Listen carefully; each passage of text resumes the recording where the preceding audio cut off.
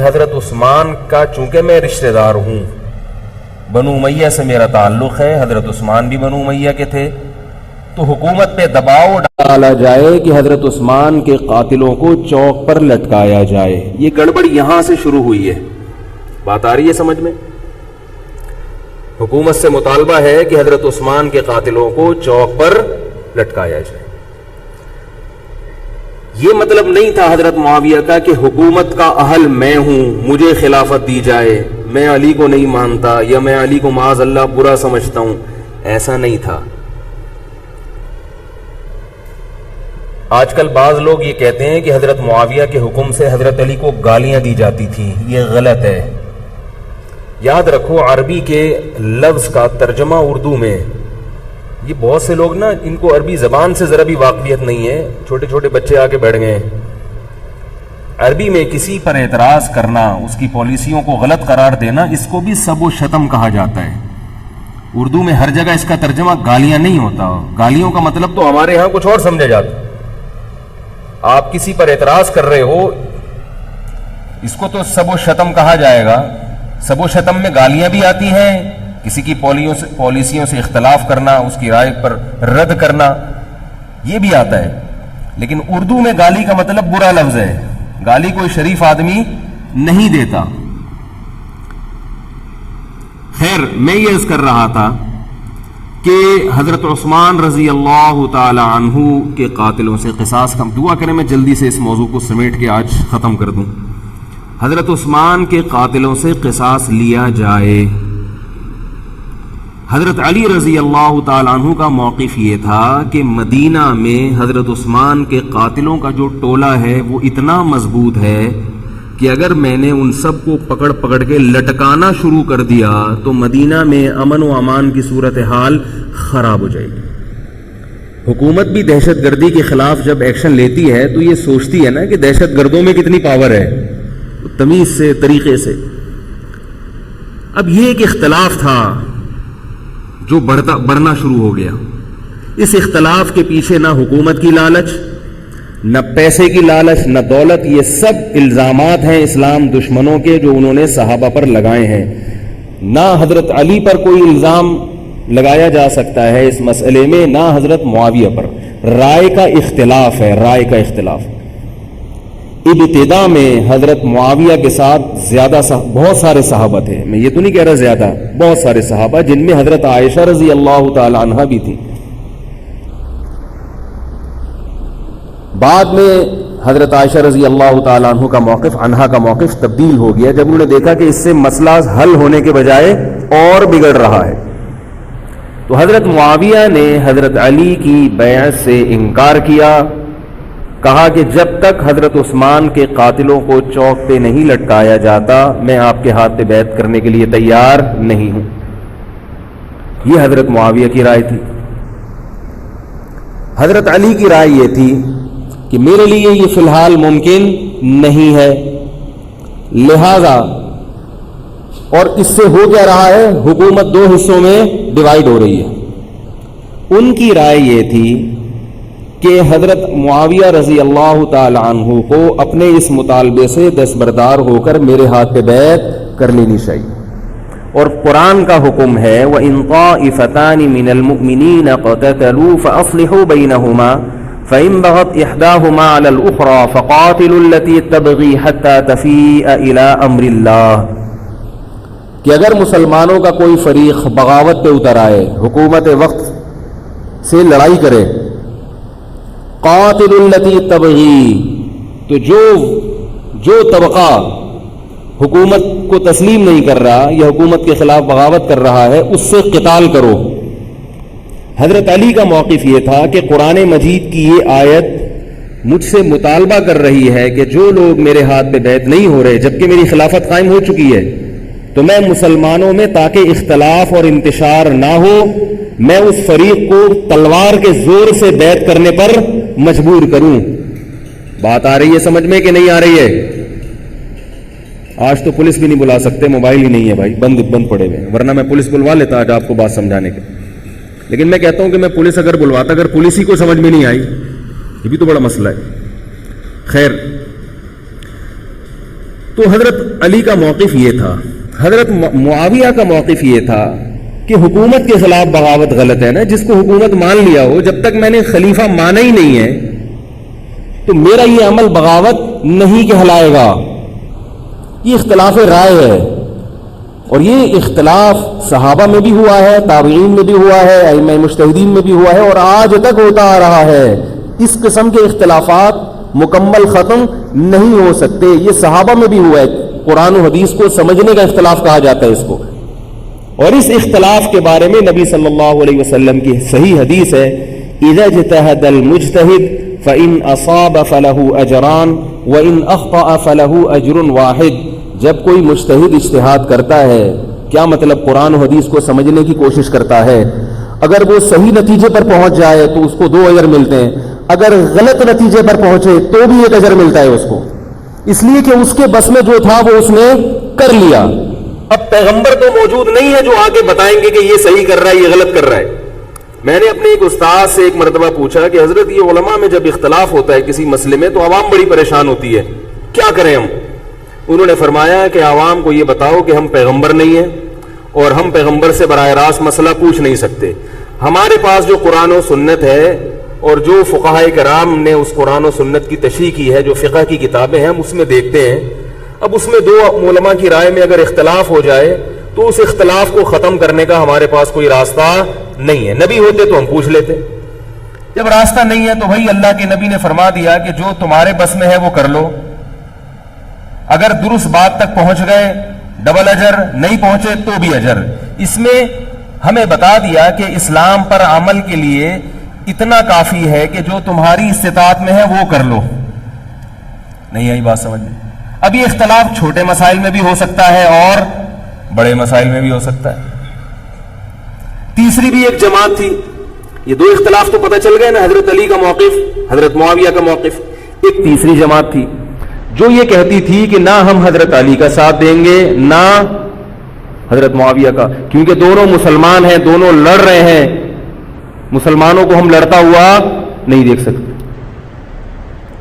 ان کا موقف تھا حضرت علی رضی اللہ تعالیٰ عنہ ایک صحابی کے پاس گئے اور ان سے کہا کہ آپ میری جماعت میں شامل ہوں اور اہل شام کے خلاف میرے ساتھ مل کے لڑیں۔ وہ صحابی گئے کہ لکڑی کی تلوار اٹھا کے لائے۔ انہوں نے کہا کہ میں نے رسول اللہ صلی اللہ علیہ وسلم سے سنا ہے کہ فتنے کا دور ہوگا، مسلمان آپس میں لڑیں گے، تو تم اس وقت اپنی تلوار کو لکڑی کی بنا لینا۔ لکڑی کی تلوار کا مطلب جو کسی سے لڑنے کے کام نہ آئے۔ میں تو نہیں لڑ سکتا۔ اب حضرت علی نے یہ نہیں کہ اس پہ تلوار رکھ دی ہو کہ نہیں تو جائے گا، یا تو دائرہ اسلام سے خارج ہے، یا تو باغی ہے، ٹھیک ہے نہیں آ رہی سمجھ میں چھوڑ دو۔ آج جو فتنے کھڑے ہو رہے ہیں نا وہ اس پہ نہیں ہو رہے کہ صحیح کیا ہے غلط کیا ہے، فتنہ اس پر ہو رہا ہے کہ جو مجھے سمجھ میں آ رہا ہے وہ میں تھوپ کے اس کو مسلط کر دوں۔ مجھے اگر رفع الیدین سمجھ میں آ رہا ہے تو پوری دنیا رفع الیدین کیوں نہیں کر رہی، اور اگر مجھے ترک رفع الیدین سمجھ میں آ رہا ہے تو یہ چند لوگ رفع الیدین کیوں کر رہے ہیں۔ صحابہ کے دور میں رفع الیدین بھی ہوتا تھا اور ترک بھی ہوتا تھا، پھڈے نہیں ہوتے تھے۔ صحابہ کے دور میں زور سے آمین بھی تھی اور آہستہ آمین بھی تھی، جھگڑے نہیں تھے۔ صحابہ کے دور میں امام کے پیچھے فاتحہ پڑھنے والے بھی تھے اور امام کے پیچھے فاتحہ کو ناجائز اور حرام سمجھنے والے بھی تھے، مگر پھڈے بازی بولو بھائی نہیں تھی۔ تو حضرت علی رضی اللہ تعالیٰ عنہ نے ان صحابی کو مجبور نہیں کیا۔ حضرت علی کی فوج میں عمار ابن یاسر رضی اللہ تعالیٰ عنہ بھی تھے، زبیر ابن عوام، عبداللہ ابن زبیر رضی اللہ تعالیٰ عنہ، عبداللہ ابن زبیر ابن عوام۔ حدیث میں آتا ہے کہ جب جنگ صفین میں، جنگ جمل میں دونوں فوجیں آمنے سامنے کھڑی ہوئی ہیں، زبیر ابن عوام رضی اللہ تعالیٰ عنہ نے تقریر کی، اہل شام سے خطاب کر کے کہا کہ اے اہل شام، ہم جانتے ہیں کہ تمہارے ساتھ محمد صلی اللہ علیہ وسلم کی زوجہ ہیں حضرت عائشہ، جو ہمارے موقف سے متفق، یہ صحیح بخاری کی روایت ہے، جو ہمارے موقف سے متفق نہیں ہے لیکن ہے نبی کی بیوی، اور ساتھ کس کا دے رہی ہیں؟ تمہارا۔ اب اعتدال دیکھیں صحابہ کی رائے میں، فرمایا اللہ کی قسم ہم یہ جانتے ہیں کہ جیسے وہ دنیا میں نبی کی زوجہ تھی جنت میں بھی نبی کی زوجہ ہوں گی، اگرچہ وہ اس معاملے میں ہمارے خلاف ہیں مگر اس کی وجہ سے ہم ان کے جنتی ہونے کا انکار نہیں کر سکتے۔ کیا مطلب؟ ان کی سمجھ میں جو آ رہا ہے وہ اس کے حساب سے کر رہی ہیں، لیکن ہماری سمجھ میں ان کی بات نہیں آ رہی۔ کیوں؟ اس لیے فرمایا کہ ہم یہ دیکھ رہے ہیں کہ اللہ ہمیں نبی کی زوجہ عائشہ رضی اللہ تعالی عنہا کے ذریعے آزما رہا ہے کہ تم نبی کی زوجہ کو دیکھتے ہو یا قرآن کے حکم کو دیکھتے ہو۔ قرآن کہہ رہے ہیں کہ خلیفہ کے خلاف بغاوت نہیں ہو سکتی، کائنم من کان، بغاوت کرنے والا کوئی بھی کیوں نہ ہو، تو نہ چاہتے ہوئے بھی ہم تمہارے خلاف آ کے کھڑے ہوئے ہیں۔ خدا کی قسم اس آزمائش میں ہمیں کس نے ڈالا ہے؟ اللہ نے ڈالا ہے۔ وہ لوگ جو حضرت عائشہ رضی اللہ تعالی عنہا پر تہمتیں لگاتے ہیں، جو حضرت معاویہ کو برا بھلا کہتے ہیں، وہ لوگ حضرت علی اور ان کے ساتھیوں سے سبق کیوں نہیں سیکھ لیتے؟ ایک مرتبہ میرے پاس ایک سوال آیا، سوال کرنے والے نے حضرت معاویہ کی شان میں گستاخی کا پورا ایک باپ باندھا ہوا تھا۔ اس نے کہا کہ جس نے نبی کے داماد کے خلاف تلوار اٹھائی وہ اسلام میں معاذ اللہ کیسے ہو سکتا ہے، اور ایسے برے برے القاب کہ میں زبان تو بھی نہیں لا سکتا۔ میری عادت ہے شارٹ کٹ جواب دینے کی، گلویلے دی تے پھل موسم دا۔ اتنا ٹائم تھوڑی ہے کہ ہر آدمی کے سوال کو لے کے بیٹھ جائیں۔ میں نے کہا آپ کے جواب میں اتنا کافی ہے کہ یہ وہ الزامات ہیں کہ جس کے خلاف تلوار اٹھائی اس نے بھی یہ الزامات نہیں لگائے۔ مدعی سست اور گواہ چست، نہیں آ رہی میرا خیال ہے بات۔ جو حضرت علی کے ساتھ تھے انہوں نے تو یہ کچھ حضرت معاویہ کے خلاف نہیں کہا، انہوں نے وہ تو پھر بھی جنتی مان رہے ہیں، ایک دوسرے کی نماز جنازہ میں شریک ہو رہے ہیں، مال غنیمت کو تقسیم نہیں کر رہے، ایک دوسرے کی عورت پہ ہاتھ نہیں اٹھا رہے، احترام کر رہے ہیں، ایک دوسرے کے پیچھے جنگ ختم ہونے کے بعد نمازیں پڑھی جا رہی ہیں۔ اللہ تعالیٰ نے یہ مثال صحابہ کی قائم کی ہے دنیا کو دکھانے کے لیے کہ ان میں اتنا بڑا اختلاف ہو کہ تلواریں بھی چل جائیں تو وہ اختلاف بھی حدود سے تجاوز نہیں کرتا، اور ہمارے چھوٹے چھوٹے اختلافات میں کیا ایک دوسرے کے خلاف بہتان تراشیاں اور زبان درازیاں ہوتی ہیں۔ تو یہ اختلاف تھا حضرت علی اور حضرت معاویہ کا، جس میں تین فریق تھے۔ ایک حضرت علی تھے، ان کا موقف یہ تھا کہ میرے لیے تلوار اٹھانا واجب ہے۔ حضرت علی کے ساتھ جو لوگ تھے ان کا بھی یہ موقف تھا۔ حضرت معاویہ کا یہ موقف تھا کہ میں باغیوں کی فہرست میں آتا نہیں ہوں۔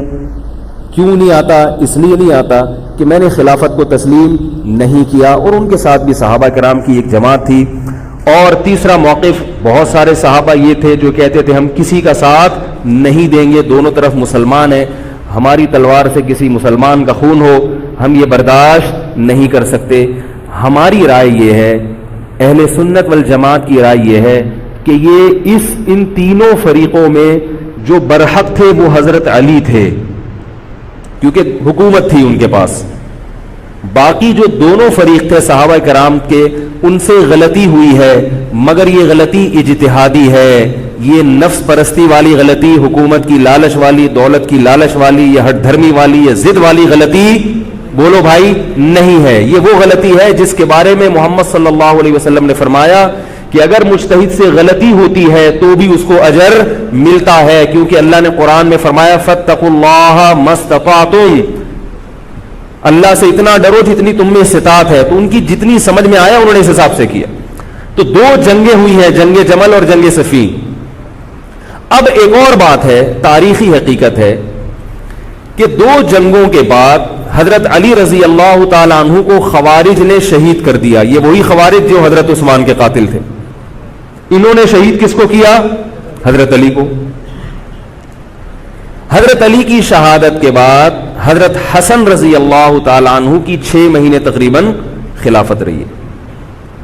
حضرت حسن رضی اللہ تعالی عنہ نے امت میں جوڑ پیدا کرنے کے لیے حضرت معاویہ رضی اللہ تعالی عنہ سے سلو کر لی، اور خلافت سے دستبردار ہو کر حضرت معاویہ کے ہاتھ پر بیعت ہو گئے۔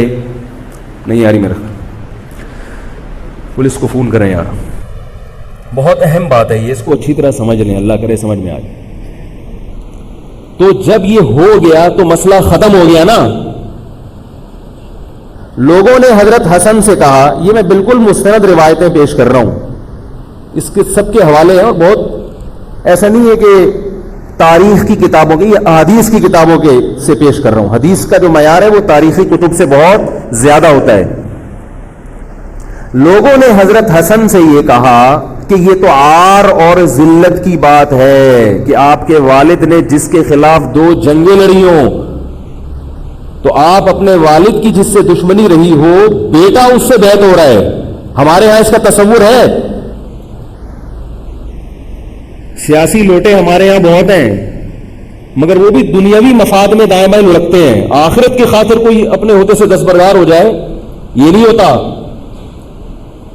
حضرت حسن اہل بیت میں سے ہیں. حضرت حسن بیت ہو گئے کس کے ہاتھ پر؟ حضرت معاویہ. لوگوں نے کہا یہ عار اور ذلت کی بات ہے, تو حضرت حسن کے وہ تاریخی الفاظ ہیں کہ میں دنیا کی ذلت کو جہنم کی آگ پر ترجیح دیتا ہوں. کیا مطلب؟ میں مسلمانوں کو آپس میں لڑتا ہوا نہیں دیکھ سکتا, میں نہیں لڑتا ہوا دیکھ سکتا. اب کوئی اس بیس پر حضرت علی پہ الزام لگائے کہ اس کا مطلب وہ لڑتا ہوا دیکھ سکتے تھے. بھائی ان کا جو موقف تھا, جو ان کی سمجھ میں آیا, وہ انہوں نے کیا. حضرت حسن کا موقف اپنے والد کے موقف سے مختلف تھا. یہ اختلاف رائے ہو سکتا ہے.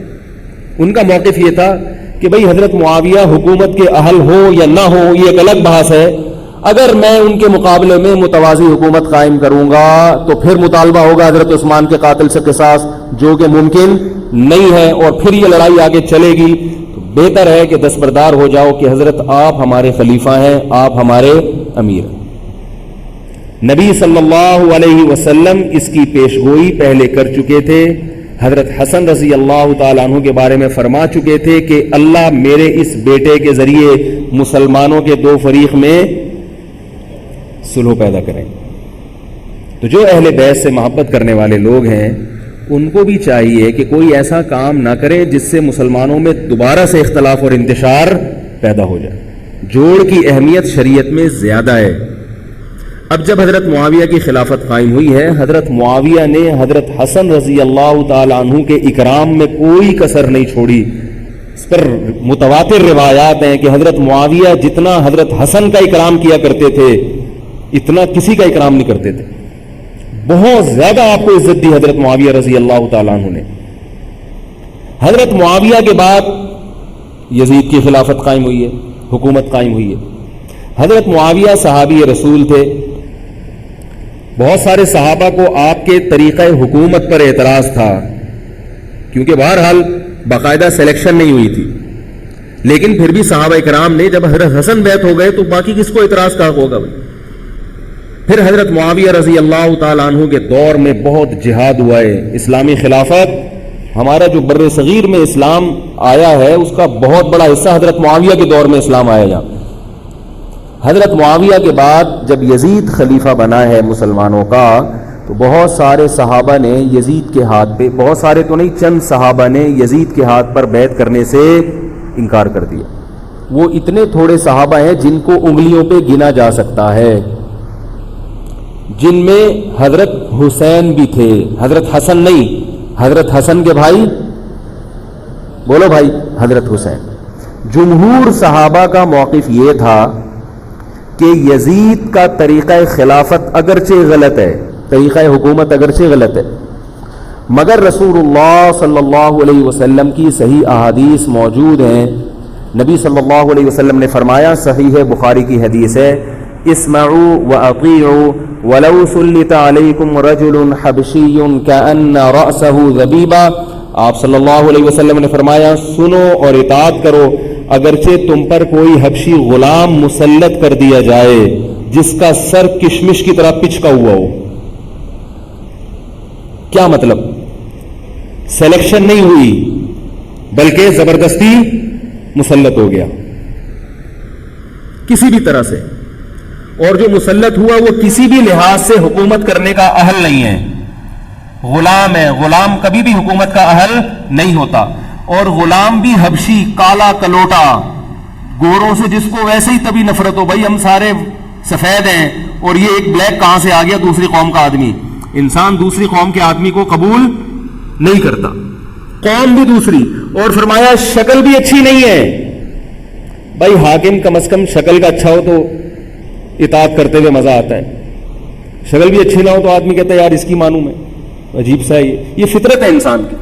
لوگ کوشش کرتے ہیں نا امام لائیں تو شکل بھی اچھی ہو اس کی, یہ کوشش کرتے ہیں لوگ. امام میں پتہ نہیں کیا کیا دیکھ رہے ہوتے ہیں. تو کیا ہے, شکل بھی اچھی نہیں ہے اور عقل بھی نہیں ہے, سر پچکا ہوا ہے کس کی طرح, کشمش کی طرح. صحیح ہے بخاری کی حدیث.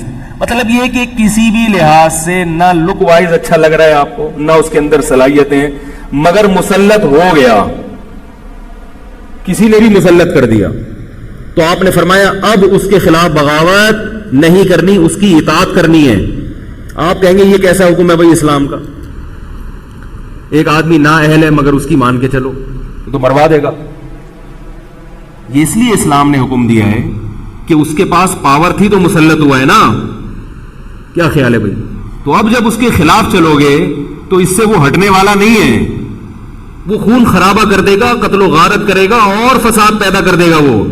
کیونکہ اگر وہ کمزور ہوتا تو خلیفہ بنتا نہیں. وہ خلیفہ کی, حاکم کی ڈیفینیشن کیا ہے؟ جس کے پاس قوت نافذہ ہو.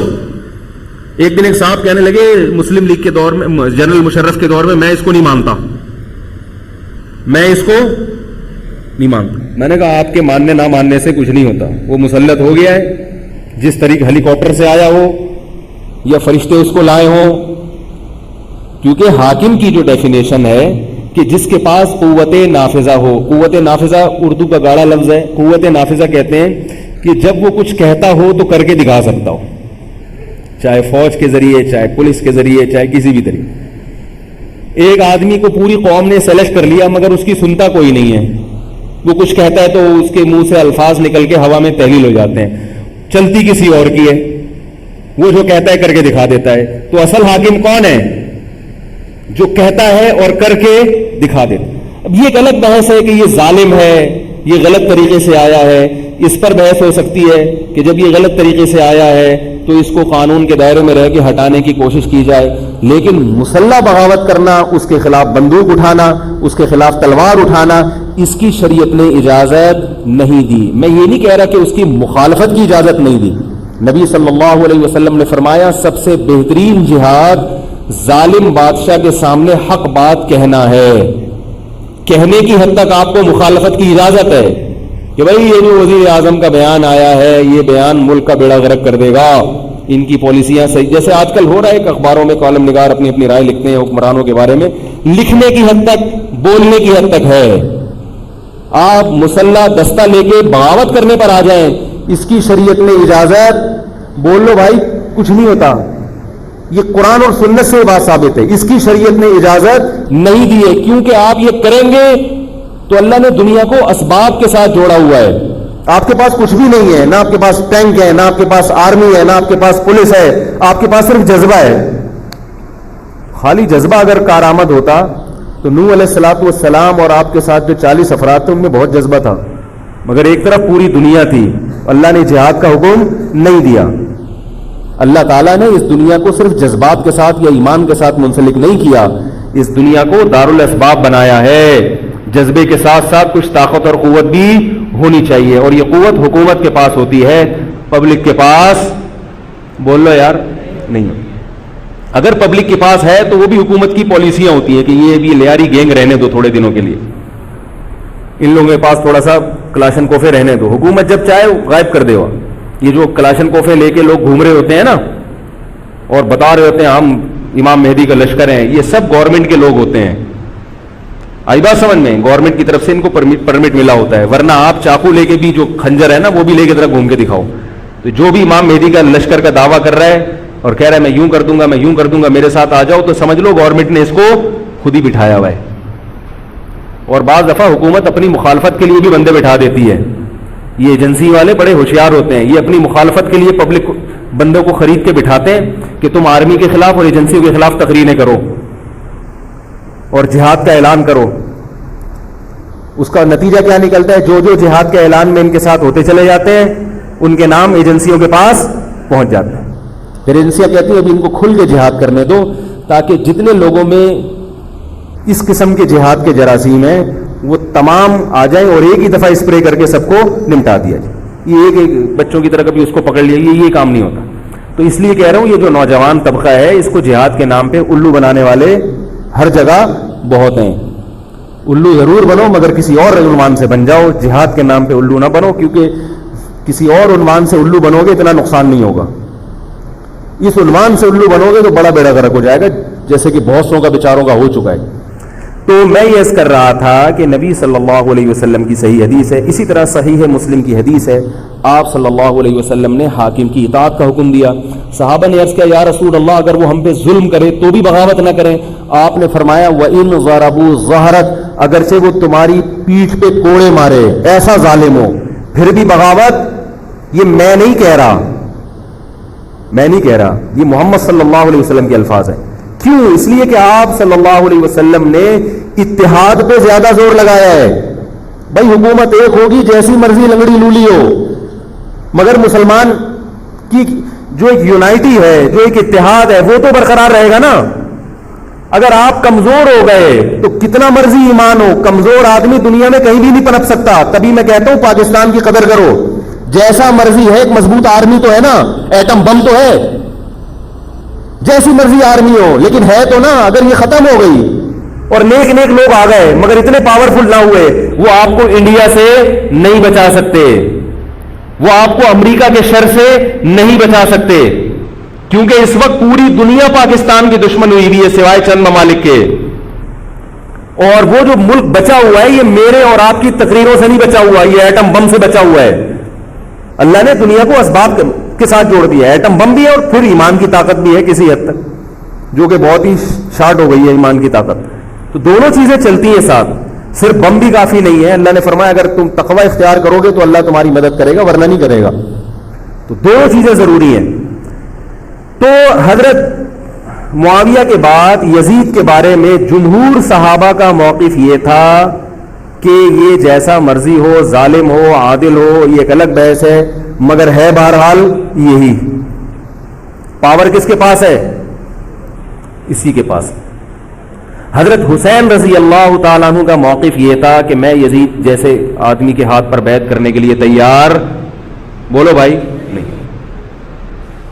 میں نہیں بیعت کرتا اس کے ہاتھ, کیونکہ یزید کے بارے میں خبریں تھیں. بعض کہتے تھے شراب پیتا ہے.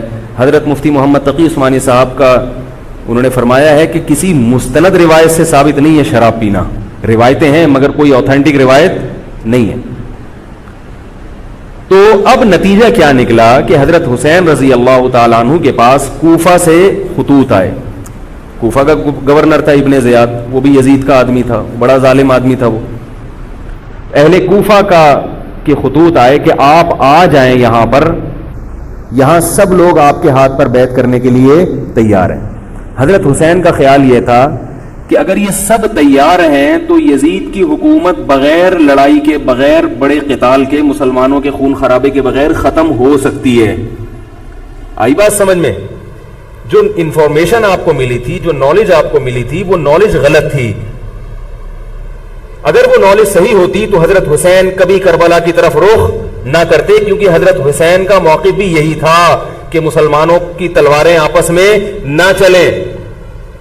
حضرت حسین رضی اللہ تعالیٰ عنہ کے پاس جب 50 سے زیادہ خطوط آئے ہیں اہل کوفہ کی طرف سے کہ آپ آئیے, آپ آئیے, آپ آئیے, تو پہلے حضرت حسین رضی اللہ تعالیٰ عنہ نے اپنے رشتہ دار جو آپ کے چچزاد تھے مسلم بن عقیل, ان کو بھیجا.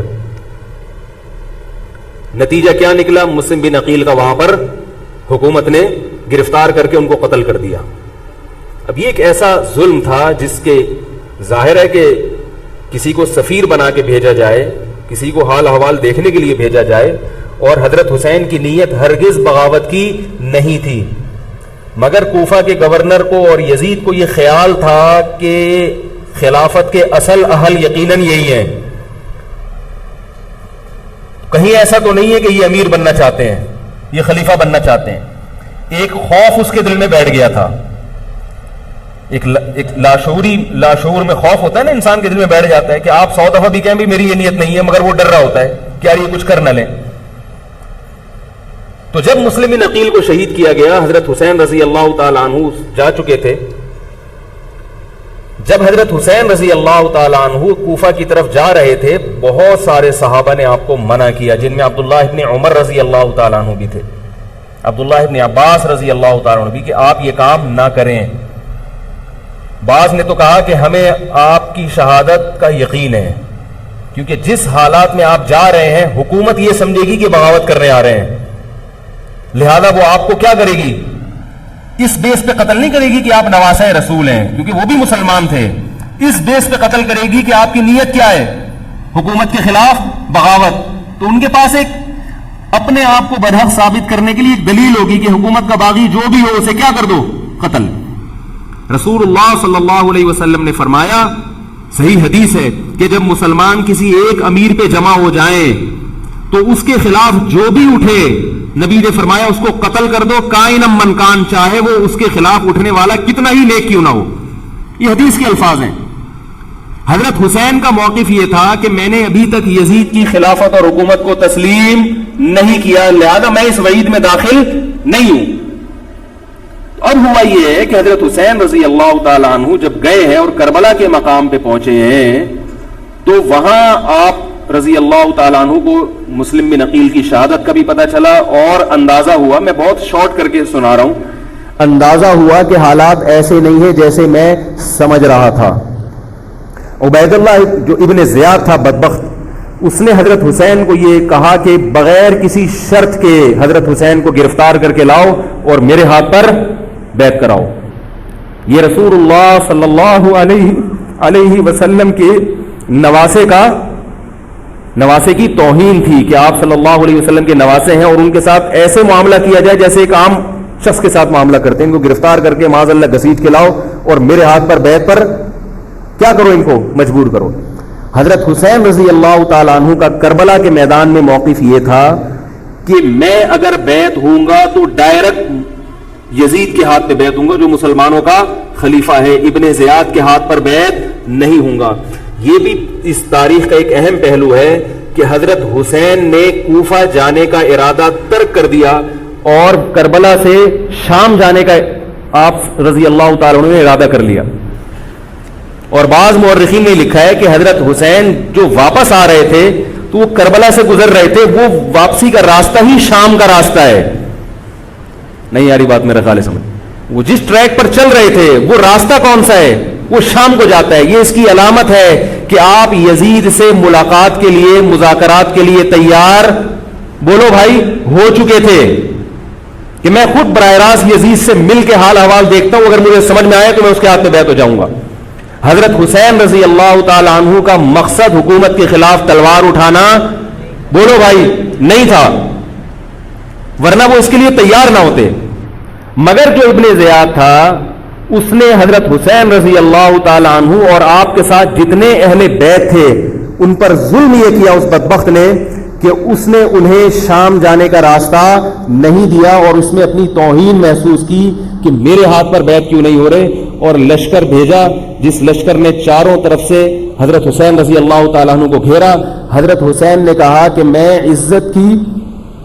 عزت کی جو موت ہے اس کو ذلت کی زندگی پر ترجیح دیتا ہوں. کوئی بھی غیرت مند ہوتا تو اس وقت یہی کرتا کہ بھئی جب میں اپنے دعوے سے بھی دستبردار ہو گیا اور میں شام جانے کے لیے بھی تیار ہو گیا، اب میرا راستہ روکنے کی کیا حقیقت ہے. اللہ تعالی کوفہ کے گورنر کے ذریعے حضرت حسین کا قتل کروانا چاہتے تھے تاکہ اس کی بدبختی ساری دنیا کے سامنے ظاہر ہو جائے.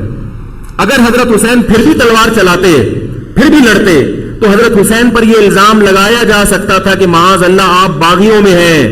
تو اللہ تعالیٰ نے اپنے نبی کے نواسے کو اس الزام سے محفوظ رکھا اور آپ نے لڑائی کا ارادہ ترک کر دیا. حضرت حسین نے کربلا کے میدان میں جو لڑائی لڑی ہے وہ اقدامی لڑائی نہیں تھی، وہ دفاعی لڑائی تھی. دیکھو جب حکومت آپ کو گھیر لے چاروں طرف سے، آپ کہیں ٹھیک ہے بھائی میں لڑائی سے دستبردار ہوتا ہوں، مجھے میرے گھر جانے دو. حضرت حسین کا ایک مطالبہ یہ بھی تھا کہ یا تو مجھے واپس جانے دو مدینہ، میں جہاں سے آیا ہوں وہیں جا رہا ہوں واپس، مکہ جانے دو یا مدینہ جانے دو. ان کا ایک مطالبہ تھا کہ نہیں، ان کو گرفتار کر کے لاؤ اور زبردستی ہمارے ہاتھ پر بیعت کراؤ. یہ ظلم تھا. نتیجہ کیا نکلا ہے کہ کربلا کے میدان میں آپ کو گھیر کر آپ کو بھی شہید کر دیا گیا، اور جتنے اہل بیت تھے مرد سوائے امام زین العابدین کے جو حضرت حسین رضی اللہ حضرت حسن کے بیٹے تھے، ان کے علاوہ جتنے بھی اہل بیت تھے ان سب کو قتل کر دیا گیا. اور یہ اسلامی تاریخ پر ایک بدنما داغ ہے یہ واقعہ کہ ایک اسلامی حکومت تھی اور اس کے اسلامی حکمران تھے، اور ان حکمرانوں کے ہاتھوں محمد صلی اللہ علیہ وسلم کے نواسے کا سر جو ہے وہ گردن اڑائی گئی ہے. مجھ سے خدا کی قسم یہ الفاظ ادا نہیں ہو رہے، میں اپنے جذبات پہ بہت زیادہ کنٹرول کر رہا ہوں. وہ منظر کیا ہوگا کہ جب نبی صلی اللہ علیہ وسلم کے نواسے آپ صلی اللہ علیہ وسلم کے نواسے کی گردن اڑائی گئی ہوگی. تو یہ بہت ایک اسلامی تاریخ میں ایک بدترین واقعہ ہے. لیکن بات یہ ہے کہ جب یہ واقعہ ہو گیا اور قتل کر دیا گیا، باقی جتنے بھی جو زندہ بچے تھے اہل بیت وہ یزید کے پاس لے جائے گئے. روایات میں آتا ہے کہ یزید نے ان کا اکرام کیا اور ان کو عزت کے ساتھ تحفے تحائف دے کر واپس کیا. یہ جو کربلا کے واقعات میں جو ظلم کی داستانیں اضافی بیان کی جاتی ہیں، اس کا مستند تاریخی روایات سے کوئی ثبوت بولو بھائی نہیں ملتا. اب لوگوں نے اپنی دکانیں چمکا لی ہیں، پانی نہیں تھا، کئی دنوں سے کھانا نہیں ملا. صحیح روایات سے ثابت ہے کہ حضرت حسین رضی اللہ تعالیٰ عنہ کربلا کے میدان میں وضو کر کے نماز پڑھتے تھے تو پانی تھا تو. اور بعض نے یہ کہا کہ اہل بیت کی عورتوں کی عزتیں اچھالی گئی ہیں. آپ اس طرح کی باتیں کر کے اہل بیت سے محبت کا اظہار کر رہے ہو یا ان کی توہین کر رہے ہو؟ بولو بھائی. اگر کوئی عزت دار پاک دامن عورت ہو، بالفرض اس کی عزت پہ ڈاکہ ڈلتا ہے بالفرض، تو آپ اس بات کو چھپاؤ گے نا؟ آپ جھوٹ بولو گے، بولو گے نہیں بھائی اس کی عزت پہ کوئی آنچ نہیں آئی ہے. کیونکہ جب عورت کی عزت کو آپ کوئی تار تار کر دیں اور آپ ممبر پہ بیٹھ کے اس کو بتا دو تو وہ عزت تار تار ہونے سے اتنی بے عزتی نہیں ہوگی جتنی اس بات کو بیان کرنے سے اس کی بے عزتی ہوگی. حقیقت یہ ہے کہ کسی مستند روایت سے ثابت نہیں ہے کہ اہل بیت کی عورتوں کی عزتوں کو اچھالا گیا. وہ نبی کے گھرانے کی عورتیں تھیں، ان کا ناخن بھی کوئی نامحرم مرد نہیں دیکھ پاتا تھا. دوپٹہ اتر گیا زینب کا اور زینب کی چادر چھن گئی، یہ سب غلط ہے، یہ سب من گھڑت باتیں ہیں. چونکہ وہ بہرحال مسلمان تھے جو حضرت حسین کے خلاف لڑ رہے تھے، ظالم تھے، اس میں کوئی شک نہیں ہے. اس سے بڑا ظلم اس کائنات میں ہوا نہیں ہوگا کہ ایک شخص جو اپنے آپ کو مسلمان کہتا ہے اور وہ نبی کے نواسے کو قتل کر دے اور اہل بیت کو قتل کر دے. اسلامی سیاست میں اتنی گندی تاریخ ہمیں کبھی بھی نہیں ملتی. حضرت عثمان کا بھی قتل ہوا، وہ بھی بہت بڑا ظلم تھا، مگر یہ ظلم اس ظلم کی نوعیت سے بڑھ کر تھا، کیونکہ حضرت عثمان کا قتل حکومت کے ہاتھوں نہیں ہوا ہے، باغیوں کے ہاتھوں ہوا ہے. یہاں حضرت حسین کا قتل کس کے ہاتھوں ہوا ہے؟ حکومت کے ہاتھوں ہوا ہے جس پر لوگ بیعت کر چکے تھے. تو یہ اسلامی تاریخ میں بہت بڑا بدنما داغ ہے، مگر اس کو بیان جس انداز سے کیا جاتا ہے اور جتنے قصے کہانیاں من گھڑت سنائے جاتے ہیں ان کا حقیقت سے تعلق نہیں ہے. ہماری نظر میں چاہے پانی بند کیا ہو یا نہیں کیا ہو، کھانا ملا ہو یا نہیں ملا ہو، ہماری نظر میں حضرت حسین رضی اللہ تعالی عنہ کا سر قلم کر دینا ہی کائنات کا بدترین ظلم ہے. یہی ایسا ظلم ہے کہ جس پر جتنا غم کیا جائے کم ہے. غم منایا نہیں، غم کیا جائے. منانا الگ چیز ہے، غمزدہ ہونا الگ چیز ہے. لیکن جو آگے اس میں تڑکا لگایا جاتا ہے اس کا حقائق سے تعلق بولو بھائی نہیں ہے.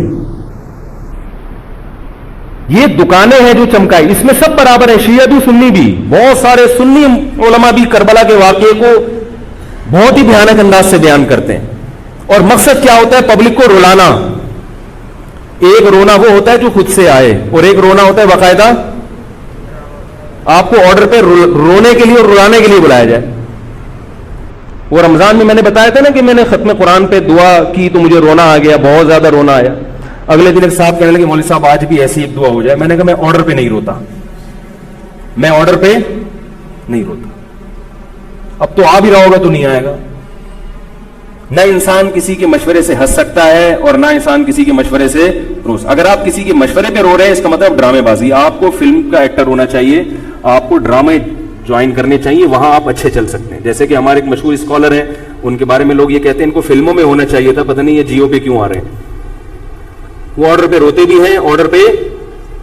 اب چونکہ یوٹیوب کا دور ہے, میں پہلے جو کربلا کے واقعات جو لوگ بیان کرتے ہیں ان کی تقریریں نہیں سنتا تھا.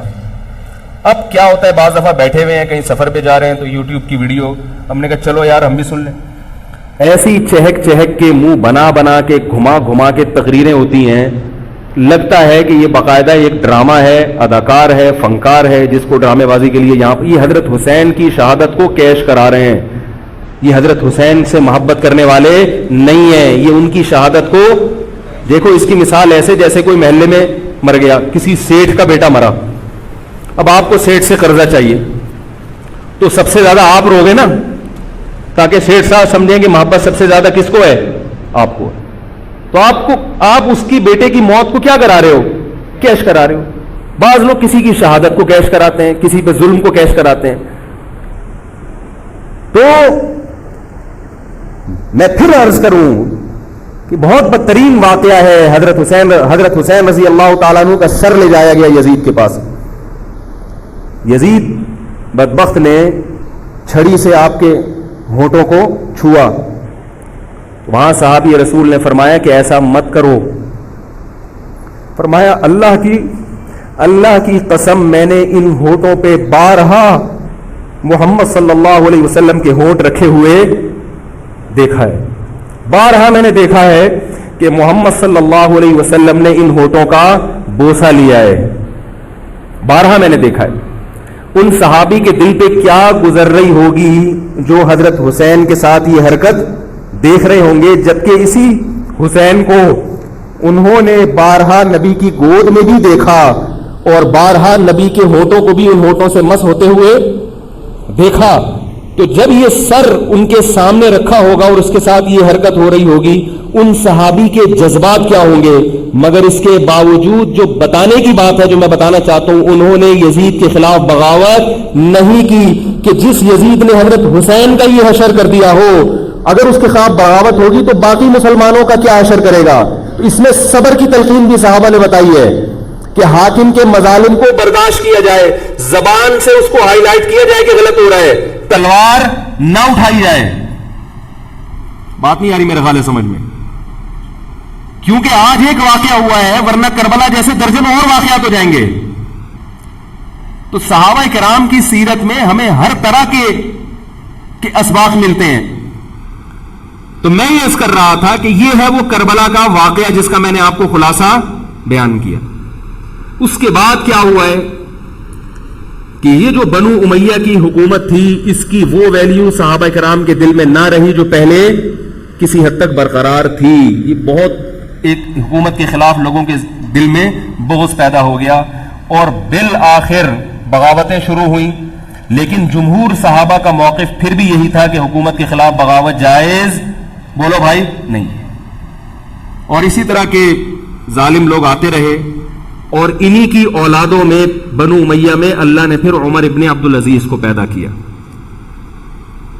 عمر ابن عبدالعزیز بھی انہی ظالم لوگوں کی اولاد تھے, مگر اسلام چونکہ قیامت تک رہنے کے لیے آیا ہے تو اللہ کو اپنا دین محبوب ہے, اللہ غیب سے انتظام کرتے ہیں. عمر ابن عبدالعزیز جیسے ہی حکومت میں آئے ہیں, خلیفہ بنے ہیں, آپ رضی اللہ تعالی عنہ نے وہ بنو امیہ کی جو جاہلانہ چیزیں تھیں ان سب کو ختم کر دیا.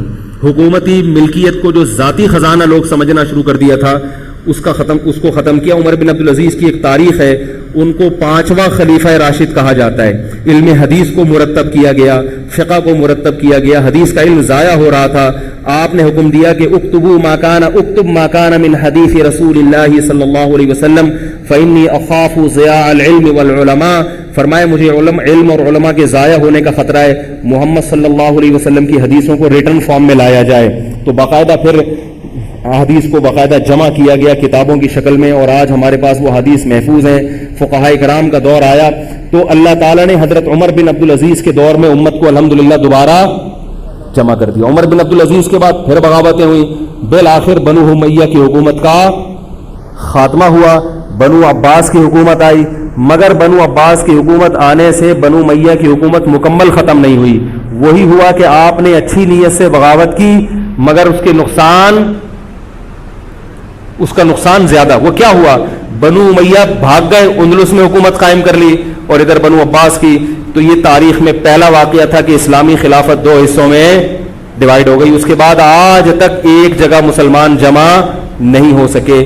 کیوں؟ مسلمانوں نے اس حدیث کی مخالفت کی کہ امیر کے خلاف بغاوت بولو بھائی نہیں کرو. اب میں آپ سے ایک بات کہتا ہوں کہ بالآخر ڈیوائیڈ ہوتے ہوتے ہوتے ہوتے آج پتہ نہیں کتنے سارے اسلامی ملک بن گئے. پاکستان میں الگ ہے, سعودی عرب کی پالیسیاں الگ ہیں, دبئی الگ چل رہا ہے, قطر اور سعودیہ کا پھڈا ختم نہیں ہو رہا. 1920 تک تو پھر بھی خلافت عثمانیہ تھی, اگرچہ پوری دنیا پہ نہیں تھی. ہندوستان میں الگ حکومت تھی, خلافت عثمانیہ الگ تھی, اندلس میں الگ حکومت تھی, مگر پھر بھی مسلمانوں کی 3-4 بڑی بڑی حکومتیں تھیں جو ایک اور کسی حد تک ان میں اتحاد تھا. 1920 میں وہ بھی ختم, اور اتنے سارے ممالک وجود میں آ گئے, سب کی الگ الگ پالیسیاں ہیں. اب جو آدمی خلافت کے نام پہ جہاد کی بات کرتا ہے وہ لوگوں کو ایک امیر پہ جمع نہیں کرے گا. جتنے ملک بن چکے ہیں نا, ان کو مزید توڑ کے, اگر یہ 20 ہیں تو 40 بنا دے گا ان کو. بہت مشکل ہے سمجھانا بھائی. اب اگر کوئی کہتا ہے نا ظالم حاکم کے خلاف تحریک چلاؤ, آؤ ہمارے ساتھ مسلح بغاوت میں شامل ہو, ہم حکومت کے خلاف تلوار اٹھائیں گے, تو نتیجہ کیا نکلے گا؟ یہ سارے مل کے ایک امیر نہیں بن جائیں گے. یہ اگر 20 ہے نا تو کتنے ہو جائیں گے؟ بولو بھائی 40. جیسے جو جماعت المسلمین بنی نا کہ 4 فقہ ہیں, حنفی, شافعی, مالکی, ہم نہیں مانتے, تو سب کو ختم کرو, ایک بناؤ. تو اس ایک بننے سے یہ ختم نہیں ہوئے, بلکہ 4 کے بعد کتنے ہو گئے؟ 5 ہو گئے. نہیں آ رہی بات میرا خیال؟ آ رہی ہے الحمدللہ. اور بھی جو بھی اس کے باتیں کر رہے ہیں نا امت کو اتحاد کے لیے, آ جاؤ میرے پاس آ جاؤ, تو وہ 6واں بنا رہا ہے, 7واں بنا رہا ہے, پھر 8واں بنا رہا ہے, ایسے بنتے چلے آ رہے ہیں. او بھائی جو ہے وہاں بریک لگا دو, اللہ کا واسطہ روک دو ان کو, کوئی بات نہیں, چاہ رہے ہیں جو جس کو فالو کرے ٹھیک ہے, کچھ نہیں ہوتا اس سے, ہمیشہ سے چلے آ رہے ہیں. تو اب اگر ایک خلیفہ نہیں ہے, ہونا تو چاہیے ایک ہی خلیفہ, نہیں ہے تو جو ہے اسی پہ گزارا کرو, ورنہ اس سے بھی جاؤ گے, اس سے بھی جاؤ گے. تمہاری کوئی مضبوط طاقت اور قوت ہوگی نہیں. کافر جب چاہے گا تمہیں ٹیشو پیپر کی طرح استعمال کر کے پھینک دے گا. تو کربلا کے واقعہ سے ہمیں کیا سبق ملتا ہے؟ علامہ ابن تیمیہ رحمہ اللہ تعالی فرماتے ہیں کہ جمہور صحابہ کی جو رائے تھی, حضرت حسین رضی اللہ تعالیٰ عنہ کی بھی اپنی ایک رائے تھی, مگر ابن تیمیہ رحمہ اللہ فرماتے ہیں کہ اگر حضرت حسین رضی اللہ تعالیٰ عنہ کربلا کی طرف خروج نہ کرتے تو ابن تیمیہ کی رائے یہ ہے کہ یہ زیادہ بہتر تھا. اب آپ کہیں گے کہ صحابی رسول کی رائے سے اختلاف کر رہے ہیں, نہ وہ کہہ رہے ہیں وہ جو جمہور صحابہ تھے جو حضرت حسین کو منع کر رہے تھے وہ بھی تو صحابہ تھے. حضرت حسن بھی تو صحابی تھے. حضرت حسن نے حضرت معاویہ کے خلاف لڑائی نہیں لڑی. تو صحابہ کی 2 رائے تھی, جمہور ایک طرف تھے. تو فرماتے ہیں اگر یہ نہ ہوتا تو زیادہ بہتر تھا. لیکن حضرت حسین رضی اللہ تعالی عنہ کے بارے میں ہمارا موقف یہ ہے کہ وہ یہ سب کچھ اس وقت کے جو حالات تھے اس میں کوئی بھی ہوتا اور غیرت مند ہوتا تو وہ یہ کرنے پر مجبور تھا. اور اس میں دھوکہ کس نے دیا حضرت حسین کو؟ اہل کوفہ نے, جس کا حضرت حسین کو علم نہیں ہو سکا. اب میں آپ سے ایک بات عرض کر رہا ہوں, یہ تو میں نے کربلا کی تاریخ کا آپ کو خلاصہ بیان کیا ہے. اس میں جو میں نے ایک دعویٰ کیا کہ اس میں مظالم جو بیان کیے جاتے ہیں اس میں غلو ہے بہت, اس غلو کی ایک دلیل گل ویلے دی تے پھل موسم دا. اب میں آپ کو تاریخی کتابوں کے حوالے دوں, وہ بہت لمبی بات ہوگی, اس میں بہت تضاد ہے. آپ یہ جو خطیب ہے نا جو کربلا کے مظالم بیان کرتے ہیں, ان خطیبوں کے بیان سنیں, ہر آدمی کا بیان دوسرے سے مختلف ہوگا. یہ خود اس کی علامت ہے, یہ کسی ایک بات پر ٹکنے کے لیے تیار نہیں ہے. ان کا مقصد ہے رونا اور پبلک کو رلانا. رونے کا اپنا ایک مزہ ہے. آپ کہیں گے بھائی رلانے میں کیا ملتا ہے؟ بھائی جیسے ہنسنے کا مزہ ہے ایسے ہی آرڈر پہ باقاعدہ رونے کا بھی ایک تو رونا غم سے ہو رہا ہوتا ہے, اس میں مزہ نہیں آتا. ایک آرڈر پہ جب انسان روتا ہے اس کا اپنا ایک مزہ ہے. تو اللہ کے بندو, حضرت حسین کی شہادت کو کیش مت کراؤ. صحابہ کرام پہ جو مظالم ہوئے ہیں ان کو آپ اپنی ذات کو چمکانے کا اور اپنی دکانداری کا ذریعہ نہ بنائیں, چاہے کوئی سنی ہو یا شیعہ ہو. بعض سنی لوگ بھی بے وقت تڑکا لگاتے ہیں اس میں. ایسا نہیں ہے. اس بارے میں نے جو اسٹڈی کی ہے, مطالعہ کیا ہے, سب سے زیادہ مضبوط تحریر, سب سے زیادہ مضبوط موقف حضرت مفتی محمد تقی عثمانی صاحب دامت برکاتہم کا ہے. حضرت مفتی محمد تقی عثمانی صاحب دامت برکاتہم کی شخصیت ایسی ہے, دیکھو جو مولوی ہوتا ہے نا وہ مولویوں کو سمجھتا ہے, پبلک نہیں سمجھتی. ڈاکٹر کو پتا نا کہ کون سا ڈاکٹر اچھا ہے کون سا گڑبڑ ہے. عام آدمی تو اس کو اچھا سمجھیں گے جو لوگوں کو الو بنا رہا ہے. پبلک کو نہیں پتا ہوتا کہ کس میں کتنا دم ہے. او بھائی سونار کو پتا ہوگا نا کہ یہ اصلی سونا ہے یا ہمارے جاننے والے کباڑ, وہ دھات پہ ہاتھ رکھ کے بتاتے ہیں پیتل ہے, سونا ہے, تانبا ہے, لوہا ہے, ہاتھ رکھ کے بتا دے گا. حالانکہ اس نے کسی یونیورسٹی سے کوئی کورس نہیں کیا, نہ کوئی سائنسدان ہے. وہ کام کیا ہے کباڑ کا, ساری زندگی یہی کام کیا ہے. تو جو مولوی لوگ ہوتے ہیں ان کی ساری زندگی اسی میں گزری ہوتی ہے, پڑھنے پڑھانے میں, بشرطے کہ ہوں بھی مولوی. روحانی علاج والے مولوی نہیں ہوتے, نام کے مولوی ہوتے ہیں. ان کو پڑھنے کے علاوہ دنیا کا سارے کام آتے ہیں. کتابوں سے ان کو نفرت ہوتی ہے, بس جھاڑ پھونک جن چڑیل وہ اسی سے دکانداری چمچاتے ہیں. ہر داڑھی والا ہر پگڑی والا مولوی نہیں ہوتا. تو جو مولوی ہوتا ہے اس کو پتا ہوتا ہے کہ کون سا مولوی کتنے پانی میں ہے. تو میں تو نہیں دعویٰ کرتا کہ میں عالم ہوں, لیکن آپ لوگ تو مجھے مولوی سمجھ کے آئے ہیں نا, عالم سمجھ کے آئے ہیں. تو آپ کے نظریے کے مطابق میں کہتا ہوں کہ اگر آپ مجھے عالم سمجھتے ہیں تو میں آپ کو بتاؤں کہ پاکستان میں حضرت مفتی محمد تقی عثمانی صاحب جیسا مضبوط علم والا, اور علم بھی بہت سے لوگوں کے پاس ہوتا ہے مگر اعتدال نہیں ہوتا طبیعت میں, وہ باہر کے ماحول سے متاثر ہو جاتے ہیں. حضرت مفتی محمد تقی عثمانی صاحب دامت برکاتہم العالیہ وہ علم میں مضبوط بھی ہیں, اور ان کی جو زبان سے نکلے ہوئے الفاظ یا ان کے قلم سے لکھی ہوئی تحریر بہت ہی نپی تلی ہوتی ہے. ایک حرف بھی اس میں غیر ضروری نہیں ہوتا, اور ایک حرف بھی ایسا نہیں ہوتا جو ضروری ہو اور نہ آیا ہو اس میں. بہت کسی فرقے کی مخالفت بھی کرتے ہیں, بڑی تمیز سے کرتے ہیں. وہ ہم لوگوں کی کیا عادت ہوتی ہے, کسی کے خلاف چلو تو کوشش کرو دائرہ اسلام سے کسی طرح باہر نکل جائے. کوشش یہی ہوتی ہے, وہ نکل نہیں رہا ہوتا تو مجبوراً پھر اس کو مسلمان ماننا پڑتا ہے. کیا خیال ہے؟ کوشش یہ ہوتی ہے کہ اسلام کا جو دائرہ ہے وہ اس میں رہوں اور 2-4 میرے مرید رہیں, لیکن چونکہ پبلک اس کو مانتی نہیں تو مجبوراً ان کو بھی دائرہ اسلام میں داخل کرنا پڑتا. تو حضرت مفتی محمد تقی عثمانی صاحب کی جو تحریریں ہیں وہ بڑی جاندار ہوتی ہیں. ان کو پڑھا کرو اللہ کے بندو. عالم کا یوٹیوب سے نہیں پتہ چلتا کون مفتی ہے کون کیا ہے. حضرت مفتی تقی عثمانی صاحب کی پاکستان میں اتنی عزت نہیں ہے جتنا غیروں نے ان کو عزت دی ہے. سعودی عرب میں جاؤ, امام حرم ان سے مسائل پوچھتے ہیں. ایک صاحب نے مجھے بتایا کہ میں نے امام حرم کو 25 منٹ تک ان سے فون پہ بات کرتے ہوئے دیکھا, اور ان سے مسائل پوچھتے ہوئے. عرب علماء ان کی قدر کر رہے ہیں, ملیشیا میں ان کی قدر ہے, پاکستان میں لوگوں کو ان کا پتہ ہی نہیں. میں یہ نہیں کہہ رہا کہ وہ ان سے کوئی خطا ہو ہی نہیں سکتی. تکافل کے معاملے میں حضرت مفتی محمد تقی عثمانی صاحب کی جو رائے ہے, تو میں تو بہت ہی چھوٹا آدمی ہوں, میں یہ نہیں کہہ سکتا, لیکن جن علماء کی رائے ان کے خلاف ہے میرا موقف بھی وہی ہے. میں تکافل کے معاملے میں حضرت مفتی تقی عثمانی صاحب کی رائے کو ہم لوگ صحیح نہیں سمجھتے, لیکن بہرحال اجتہادی اختلاف ہے, یہ نہیں کہ وہ غلط ہیں. تو ہماری رائے ہے کہ اس معاملے میں حضرت سے اجتہادی غلطی ہوئی ہے. میری نہیں, میں تو بہت چھوٹا آدمی ہوں ان کے مقابلے میں, لیکن ہمارے بڑوں کی رائے ہے. اور اس کی جو میں نے ٹوٹی پھوٹا جو اس میں تحقیق کی ہے, مجھے بھی تکافل کے ناجائز ہونے پر اطمینان ہے. بہت اس میں بحث کی ہے, دارالعلوم کے علماء سے بھی ملا ہوں. حضرت مفتی محمد تقی عثمانی صاحب دامت برکاتہم کے ساتھ جو مجلس ہوئی جامعۃ الرشید کے علماء کی 3 گھنٹے, اس مجلس میں بھی میں موجود تھا. تو میں نے دونوں طرف کے دلائل بہت اچھی طرح سے سنے ہیں, تو مجھے اس کے ناجائز ہونے پر اطمینان. لیکن مسئلہ اختلافی ہے, تو جب بڑے حضرات میں جو بڑے علماء ہیں ان میں جب اختلاف ہوتا ہے تو پھر عوام کو چاہیے کہ جس کی رائے پہ ذل زیادہ مائل ہو رہا ہے اس کی رائے کو فالو کر لے, کسی دوسرے پر اعتراض نہ کرے. بات آ رہی ہے سمجھ میں؟ انشورنس کا متبادل ہے نا تکافل, پاک قطر تکافل, یا یہ سب میری رائے میں یہ سب ناجائز ہے. اس پر میں کبھی بیان کروں گا کیوں ناجائز ہے. تو بیان تو نہیں کرنا چاہیے, ان اختلافی مسائل کو ممبر پہ نہیں لانا چاہیے, لیکن یہ کہ اب ہر عالم تک اپنی بات پہنچانا بڑا مشکل ہے. تو میں چاہتا ہوں ایک بیان ایسا ہو تاکہ علماء تک بات پہنچ جائے. پھر علماء جب دونوں طرف کے دلائل رکھ کے فیصلہ کر لیں گے جس عالم کی جو رائے بنے, تاکہ دوسرا پہلو سامنے آ جائے.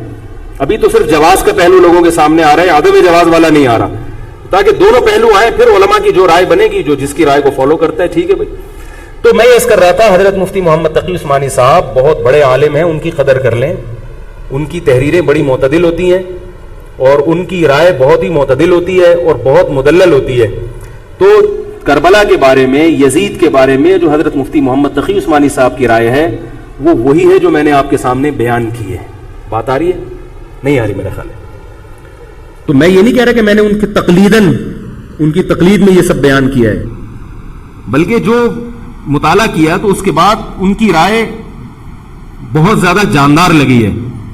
اور یہ جو میں عرض کر رہا ہوں نا کہ یہ جو کربلا کے واقعات بیان کیے جاتے ہیں، ہر خطیب کا بیان دوسرے خطیب سے مختلف ہے. یہ خود اس کی علامت ہے کہ دال میں کچھ کالا کالا ہے. یہ ایک جگہ ٹکتے کیوں نہیں ہیں، ٹکتے کیوں نہیں. تو اب میں ایک بات عرض کروں. اسی طرح یزید کے بارے میں لوگ سوال پوچھتے ہیں یزید کیا، تو یزید کے بارے میں بھی دونوں طرف ہماری رائے کے حساب سے غلو ہے.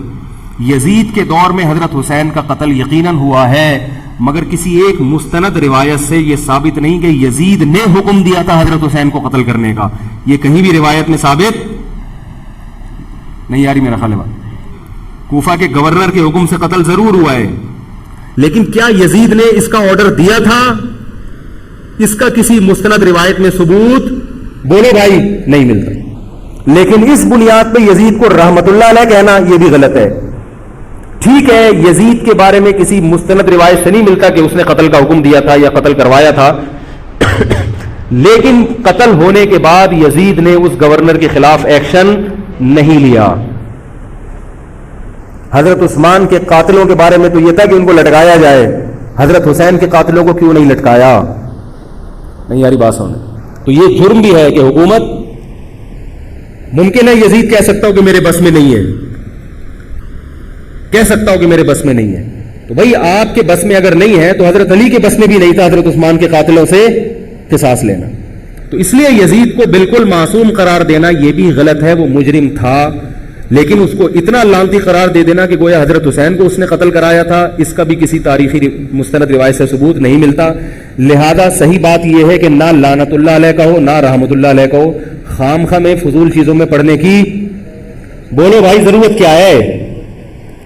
قیامت کے دن آپ سے یزید کے بارے میں سوال، میرے سے کسی نے پوچھا کہ یزید کے بارے میں آپ کیا کہتے ہیں. میں نے کہا آپ کو جاپان کے جو بھی صدر ہے اس کے بارے میں پتہ ہے، چائنا کے بارے میں پتہ ہے؟ وہ کہہ رہے وہ تو کافر ہیں. میں نے کہا چلو مسلمانوں کے علامہ اقبال کے بارے میں پوری رپورٹ ہے آپ کے پاس. تاریخ میں لاکھوں شخصیات ایسی ہیں جن کے بارے میں آپ کو نہیں پتا. تو یزید کے بارے میں بھی اگر نہیں پتا ہو تو میرا خیال ہے کوئی پریشان ہونے کی ضرورت نہیں ہے. تو یہ کربلا ایک واقعہ تھا، ایک اسلامی تاریخ میں ایک بدترین واقعہ رونما ہوا اور یہ واقعہ ختم ہو گیا. ہمیں جو قرآن اور سنت نے جس بات کا حکم دیا ہے ہمیں وہ کرنا ہے. بات آ رہی ہے سمجھ میں؟ ہمیں کیا کہا ہے؟ نماز قائم کرنی ہے، اسلام کے 5 ارکان ہیں. کربلا کا واقعہ دنیا میں وجود میں آتا تو بھی 5 نمازیں پڑھنی تھی، وجود میں نہیں آتا تو بھی 5 نمازیں پڑھنی. باقی حضرت حسین کی شہادت اس لیے بھی ہوئی ہے کہ اللہ کے نبی نے ان کو شہید قرار دے دیا تھا. تو اللہ تعالیٰ نے آپ کو اس منصب تک پہنچانا تھا جس منصب کی گواہی محمد صلی اللہ علیہ وسلم دے چکے. بعض دفعہ کوئی مقصد نہیں ہوتا، ایک مقصد ہوتا ہے کسی کو اونچے درجے تک پہنچانا. غزوہ احد میں 70 صحابہ شہید ہوئے. اللہ نے اس کی حکمت یہ بھی بیان کی وَيَتَّخِذَ مِنْكُمْ شُهَدَاءَ، اللہ تم میں سے بہت سو کو شہادت کے درجے پر فائز کرنا چاہتا. تو حکومت تھی، حضرت حسین رضی اللہ تعالیٰ عنہ کو اللہ تعالیٰ نے شہادت کے مرتبے پہنچایا اور ظالم حکمرانوں کے مرتبے کو گھٹانا تھا. تو یہ کام ہو چکا. اب ہمیں کیا کرنا ہے؟ ہمیں جو قرآن اور سنت ہے اس کو فالو کرنا ہے. بیان کی تصحیح فرما دیں. ہاں بھائی وہ یزید کے بارے میں نے کہا تھا کہ انہوں نے حضرت حسین کے ہونٹوں پہ چھڑی رکھی، وہ یزید نے نہیں رکھی تھی چھڑی. جو مستند روایتوں میں ہے وہ ہے جو کوفہ کا گورنر تھا نا ابن زیاد، اس نے حضرت حسین رضی اللہ تعالیٰ عنہ کے ہونٹوں پہ چھڑی رکھی تھی اس بدبخت نے. باقی کرنا کیا ہے آپ کو؟ یزید نے رکھی ہو ابن زیاد نے رکھی ہو، اپنے کام سے کام رکھو. اتنا زیادہ لوگ ان چیزوں میں دلچسپی لیتے ہیں، ہائے ہو یہ چھوڑو بھائی. نہیں پتا کسی کو یزید کے بارے میں تو کیا ہو جائے گا. یہ جو میں نے بیان میں کہا تھا نا یزید کے بارے میں اعتدال رکھو، نہ لعنت اللہ علیہ کا نہ رحمت اللہ علیہ کو. اس کی ایک وجہ تو میں نے بتائی تھی. دوسری ایک وجہ یہ بھی ہے کہ اگر آپ نے خاموشی اختیار نہیں کی اور لعنت اللہ علیہ کا تو رحمت اللہ والے آپ کو نہیں چھوڑیں گے، اور اگر آپ نے رحمت اللہ کہہ دیا تو لعنت اللہ والے آپ کو، یعنی یزید کے بارے میں 2 رائے ہیں نا، بعض اس کو لعنت اللہ کہتے ہیں اور بعض کیا کہتے ہیں؟ یزید رحمت اللہ کہتے ہیں. تو آپ کے لیے اور میرے لیے چپ رہنا اس لیے بھی بہتر ہے کہ ہم نے اگر اس کو لعنت اللہ علیہ کہنا شروع کر دیا تو جو رحمت اللہ علیہ کہتے ہیں نا وہ ہم کو بھی لعنت اللہ علیہ کہنا. وہ اتنے اس معاملے میں حساس ہوتے ہیں کہ وہ رحمت اللہ والے آپ کو نہیں چھوڑیں گے. ٹھیک ہے. اور اگر آپ نے اس سے متاثر ہو کر اس کو رحمت اللہ علیہ کہا کہ وہ قسطنطنیہ کے جہاد میں تھا، اور حدیث میں آتا ہے کہ جو قسطنطنیہ کے جہاد میں تھا اس کے لیے بشارت ہے، ان جیسے جو اس کے فضائل لوگ بیان کرتے ہیں، تو اس بیس پر آپ نے رحمت اللہ علیہ کہنا شروع کر دیا، تو لعنت اللہ والے آپ کو لعنت اللہ والے چھوڑیں گے نہ رحمت اللہ، آپ پر سب کی طرف سے لعنت اللہ ہی ہوگی. ایسا نہیں ہوگا کہ آپ کے بارے میں بھی دو فریق بن جائیں، ایک آپ کو رحمت اللہ کہہ رہے ایک لعنت اللہ کہہ رہے. آپ کے بارے میں ایک ہی قول ہوگا، وہ کیا ہے؟ لعنت اللہ. اس لیے چپ کر کے آرام سے اپنے امن شانتی کے ساتھ نماز روزے میں لگے رہو. ضرورت ہی نہیں ہمیں ان چیزوں میں پڑھنے کی. محرم منانا کہیں بھی نہیں ہے اسلام میں. محرم حضرت حسین کی شہادت سے پہلے بھی آتا تھا، اس کے بعد بھی آتا ہے. تو اہل سنت والجماعت کا جو مذہب ہے، میں آپ کے 1-2 منٹ زیادہ لے رہا ہوں، بس یہ بات ختم کر رہا ہوں میں. دیکھو ہم شیعہ ہیں یا سنی ہیں؟ بولو نا بھائی. جو شیعہ لوگ ہیں ان کو وہ کرنے دو جو ان کا مذہب ہے. اختلاف اور فرقواریت وہاں ہوتی ہے جہاں آپ اپنا مسلک دوسرے پہ ٹھوستے ہو. ان کا مسلک ہے ماتم کرنا، ان کا مسلک ہے تو ان کو کرنے دو، وہ اللہ ان سے خود حساب لے لے گا. آپ کو ان سے اس مسئلے میں بحث کرنے کی ضرورت، بولو بھائی، نہیں. لوگ آفس میں لڑ رہے ہیں شیعہ سے، او بھائی مجھے فون کر کے کہتے ہیں، میں نے کہا یار وہ جب شیعہ ہے تو وہ کیوں مانے گا آپ کی بات؟ تو چھوڑ دو اس کو اپنے حال پہ. حق واضح ہے، باطل واضح ہے، اگر اس کو وہ سمجھ میں آ رہا تو کرنے دو. آپ کیوں الجھ رہے ہو؟ وہ آپ کو تو نہیں لے کے جا رہا نا ماتم کے لیے، کیا خیال ہے؟ تو اس کو بولو بھائی تمہارا مسلک اگر ہے تو تم ٹھیک ہے کرو یہ کام، لیکن یہ کام انڈور ہونے چاہیے، سڑکوں پہ نہیں ہونا چاہیے. سڑکوں پہ ہوگا تو دہشت گردوں کو موقع مل جائے گا دہشت گردی کا، ملک کا امن خراب ہوتا ہے. نہ ربیع الاول کے جلوس سڑک پہ نکلنے چاہیے اور نہ محرم کے جلوس سڑک پہ ہونے چاہیے. انڈور ہو ربیع الاول میں، جس کا مذہب ہے کہ بھئی ہم نے یہ کرنا ہے جلسہ، ٹھیک ہے، آپ گھر کے اندر جو مرضی کریں. گھر کے اندر تو کسی کو اجازت نہیں ہے نا گھسنے کی. آپ کوئی ہال لے لیں رینٹ پہ، آپ اس میں کر لیں. تو جو بھی ہے انڈور ہونا چاہیے. تو وہ شیعہ ہیں ان کو وہ کرنے دو جو ان کا مذہب ہے. آپ آدھا تیتر آدھا بٹیر نہ بنو، یا تو پورے سنی بنو یا پورے شیعہ بن جاؤ. یہ درمیان کی چیز کوئی چاہتا ہے کہ میں بن جاؤں؟ ہے بھائی، نہ مرد ہو نہ عورت ہو. بیچ کا تو اچھا نہیں لگتا نا. ایک تو اللہ نے کسی کو بیچ کا بنا دیا، وہ تو آزمائش ہے. خود سے جو بیچ کا ہوتا ہے وہ کسی کو بھی پسند، بول لو نا بھائی، نہیں ہوتا. تو بیچ کے نہ بنو. اہل سنت کے ہاں شیعہ کا مذہب جو ہے وہ کرنے دو اس کو. یہ ہمیشہ سے چلا آ رہا ہے، آج کا نہیں ہے، یہ صدیوں سے چلا آ رہا ہے. آپ نہیں ختم کر سکتے اس کو. یہ حضرت عیسیٰ علیہ السلام آئیں گے تو امت ایک پر جمع ہوگی. باقی جو شیعہ ہے وہ شیعہ ہے، جو سنی ہے وہ سنی ہے. جو اپنی مرضی سے سنی بن جائے ٹھیک ہے، نہیں بنے اللہ جانے. خام خامے فیس بک پر ایک دوسرے کے خلاف کیچڑ، یوٹیوب پر کیچڑ، تقریروں میں کیچڑ. تو میں جو آپ کے سامنے بیٹھا ہوں آپ کو یہ سمجھانے کے لیے کہ آپ ایک فیصلہ کرو، شیعہ ہو یا سنی. اگر سنی ہو تو پھر محرم کی سنی مذہب میں اتنی اہمیت نہیں ہے جتنی ہمارے ہاں بیان کی جاتی. مجھ سے ایک دفعہ کسی نے کہا آپ محرم کی فضیلت پر بیان کریں. میں تھک گیا. میں نے کہا چلو آج بیان ہو ہی جائے. میں نے بیان کیا. میں نے کہا بھائی محرم ان 4 محترم مہینوں میں سے ایک ہے جن میں قتال اور لڑائی جھگڑا منع ہے. بعض علماء کہتے ہیں وہ ان مہینوں کا احترام منسوخ ہو گیا، بعض کہتے ہیں احترام باقی ہے. بہرحال یہ بھی، اس میں بھی اختلاف ہے. اور میں نے کہا دوسرا محرم میں جو 10 محرم ہے، نبی نے فرمایا کہ اس کا روزہ رمضان کے بعد سب سے زیادہ ثواب. وما علینا الا البلاغ. لوگوں نے کہا یہ کیا ہوا؟ میں نے کہا صحیح روایت سے اور مستند روایت سے محرم کی اتنی ہی فضیلت مجھے معلوم ہے. اس سے زیادہ کے لیے آرڈر دینا پڑے گا آپ کو. بندے ہیں وہ پیسے لیتے ہیں اور وہ لہک کے چہک کے بیان کرتے ہیں. چونکہ صحیح روایتیں اتنی ہی مجھے ملی ہیں، اگر کوئی اور ہو تو بتا دینا، اگلے بیان میں اس کا بھی تذکرہ کر دوں گا. اس سے زیادہ ہمارے علم میں تو یہ سنی مذہب بیان کر رہا ہوں میں آپ کو، اہل سنت والجماعت، اہل سرطن والجنابت نہیں، اہل سنت والجماعت. تو یہ ہے. تو 10 محرم کا روزہ رکھیں جیسے کہ حضرت حسین نے رکھا تھا. حضرت حسین تو روزہ رکھ کے شہید ہوئے اور آپ حلیم کی دیگیں پکا کے کھا رہے ہیں. کامن سینس کی بات ہے کہ عقل کو ماتم کرنے کا دل کرے گا کہ نہیں کرے گا؟ بھائی 10 محرم کا روزہ رکھو، 9 کا ملا لو، 11 کا ملا لو تو اچھا ہے. آج کل علماء کہتے ہیں ایک روزہ بھی رکھ سکتے ہیں کیونکہ یہودیوں سے مشابہت نہیں ہے. بہتر ہے 2 ہی رکھیں، نہیں تو 10 کا بھی رکھ لیں تو بھی غنیمت. تو یہ کام تو ہیں کرنے کے. باقی محرم میں آپ شادی بیاہ بھی کریں. نبی صلی اللہ علیہ وسلم نے اپنی زوجہ سے محرم میں نکاح کیا. حضرت حسن نے محرم میں نکاح کیے ہیں. حضرت حسن نے تو بہت شادیاں کی ہیں، محرم میں بھی، سفر میں بھی، ربیع الاول میں بھی. اسلام میں کوئی مہینہ منحوس نہیں ہے. محرم اگر ہے تو احترام کا ہے, مبارک ہو سکتا ہے, منحوس اور حضرت حسین کی شہادت سے محرم کی برکت میں اور اضافہ ہوگی. وہ شہادت ہمارے یہاں نحوست نہیں ہے, شہادت ہمارے یہاں ایک برکت کی چیز ہے. سمجھ لو بات کو کہ نہیں سمجھ؟ دیکھو ہندو بھی ہیں ہمارے ملک میں, عیسائی بھی ہیں, وہ تو بالکل ہی الگ مذہب ہے نا, وہ تو اللہ رسول کو صاف لفظوں میں انکار کرتے ہیں. تو ہم کہتے ہیں بھائی ٹھیک ہے, تم لکم دینکم ولی دین, تم جاؤ, تمہیں جو سمجھ میں آتا ہے کرو.